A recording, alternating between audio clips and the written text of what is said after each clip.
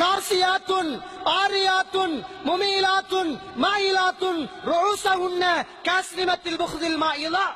ஒரு பெண் கூட்டம், பெண் சமுதாயம் எப்படிப்பட்ட பெண்கள் என்றால் காசியாத்துன் ஆரியாத்துன், ஆடை அணிந்த நிர்வாணிகள், ஆடை அணிந்த நிர்வாணிகள், பிறர் பக்கம் சாய்ந்து போகக்கூடிய, பிறரை தன் பக்கம் சாய்ந்தெடுக்கக்கூடிய பெண்கள் கூட்டம்.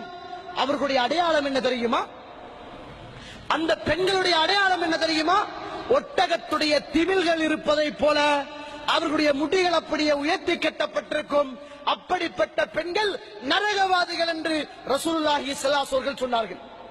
அருமைக்குரிய இஸ்லாமிய தாய்மார்களே, சகோதரிகளே, அந்த காலமோ இந்த காலம் என்று யோசிக்க தோன்றுகிறது. இந்த ஹதீஸை இப்படியும் சொல்லலாம். ஆடை அணிந்த நிர்வாணிகள் என்றார்கள் அல்லாஹ்வுடைய தூதர். இன்றைக்கு அபாயா உடுத்த நிர்வாணிகள் போலதான் நிறைய பெண்கள் இருக்கிறார்கள். அல்லாஹ் அக்பர்.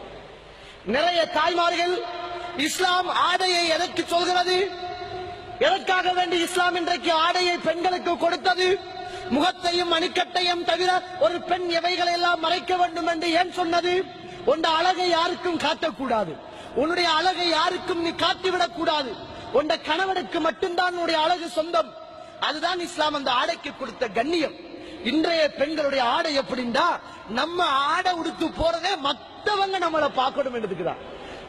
ஆடை என்பது இஸ்லாத்திலே உள்ளது. யாரும் நம்மளை பார்க்க கூடாது, நம்முடைய அழகு வழியிலே தெரியக்கூடாது.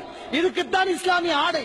ஆனா இன்றைக்கு இஸ்லாமிய ஆடையை இந்த பெண்கள் எப்படி மாத்திருக்கிறார்கள் என்றால், அபாயா உடுத்து போனா எல்லாரும் பார்க்கணும், இஸ்காப் கட்டி போனா எல்லாரும் பார்க்கணும், அபாயா நல்லா ஃபிட்டா இருக்கணும், உடம்புடைய பரமன் விளங்கணும், உள்ளாடைகள் வெளியாடைகள் அப்படியே தெரியணும். ரோசங்கட்ட பிரசங்கட்ட விபச்சாரிகள் இப்படி ஆடை அணிந்து போகின்றவர்கள் எத்தனை ஆடவர்களுடைய மனங்களை கொள்ளை கொண்டு போகிறார்களோ அத்தனை பேர்களும் தன்னுடைய உடம்பினால் விபச்சாரம் செய்கின்ற விபச்சாரிகள், அவர்கள் நரகவாதிகள் என்றார்கள் ரசூலுல்லாஹ். ஆடை என்பது ஒரு பெண்ணுடைய மானத்தை பாதுகாக்க, ஒரு பெண்ணுடைய உடம்பை பாதுகாக்க. இன்றைக்கு ஆடையே பாலியலை தூண்டுகின்ற, விபச்சாரத்தை தூண்டுகின்ற, ஆசை வராத ஆடவனையும் ஆசை வரச் செய்கின்ற ஒரு மிக மோசமான அபாயாக்கள். இன்றைக்கு எல்லாரும் இஸ்காப் கட்டுற எப்படி, ஷால் சுத்துற எப்படி? அல்லாஹ் அக்பர். நிறைய பேர் மன்னிச்சு கொள்ளணும், மூற கூடாதுன்னு நான் சொல்ல வரல.